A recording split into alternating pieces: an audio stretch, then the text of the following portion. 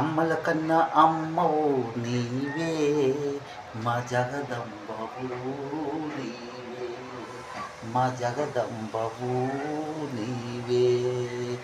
అమ్మల కన్నా అమ్మవు నీవే, మా జగదంబవు నీవే.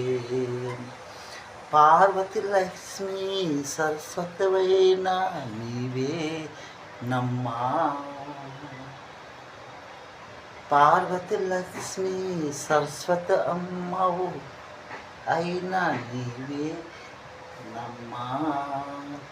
నీవే సర్వం నీవే దైవం నీవే మాలో నుండేను, నీవే సర్వం నీవే దైవం నీవే మాలో నుండేను. అమ్మల కన్నా అమ్మవు నీవే, మా జగదంబవు నీవే, మా జగదంబవు నీవే. ఈ కమాలమైన మాటలు ఏంటంటే కనక దుర్గమ్మ దాకుంస్తే దూ అంటే మన కనక కోసం మాట్లాడుకున్నాం కదండి. దాకుంస్తే దూ రా కింద గా ఒత్తిస్తే గా మాకి మా ఒత్తి వల్ల మా ఒత్తిపోతే ఆ దుర్గమ్మ కాదు, నాకు లేకపోతే మా ఒత్తిపోతే దుర్గమ్మ అని అంటాం కదండి. మాకి కింద ఒత్తి మా ఒత్తి అని. అయితే ఇందులో కమాలమైన సరుకులు మాటలు ఏంటంటే అమ్మ అండి. అమ్మ అన్నప్పుడు ఆ తర్వాత మన ఆవు అమ్మ అంటే అది మన సంఘర్ష సంపాదనలో మన అమ్మ ఆవు ఇల్లు ఈగ ఇవంటే దేవుడు ముందే మనము 1వ తరగతి 2వ తరగతి పుస్తకాల్లో బుక్స్లో చదువుకున్నాం కదండి. అయితే ఇప్పుడు మనం మాట్లాడవలసిన మాటలు ఏంటంటే అమ్మ. అక్కడ ఆ మాకు కింద మా ఒత్తిస్తే అమ్మ, అక్కడ 3 అమ్మలు కనబడుతున్నాయి కదండి, కనబడుతుంది కదండి.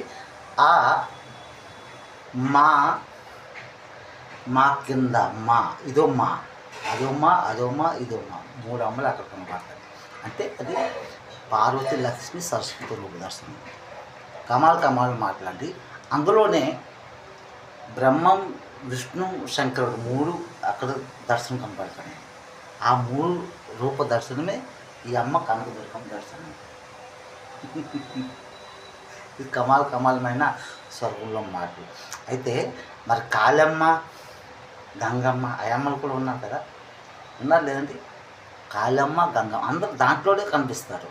ఎస్, మొదటిగా కాళమ్మ, ఆ తర్వాత గంగలో స్నానం చేస్తే పార్వతమ్మ, ఆ తర్వాత లక్ష్మమ్మ సరస్వతమ్మ.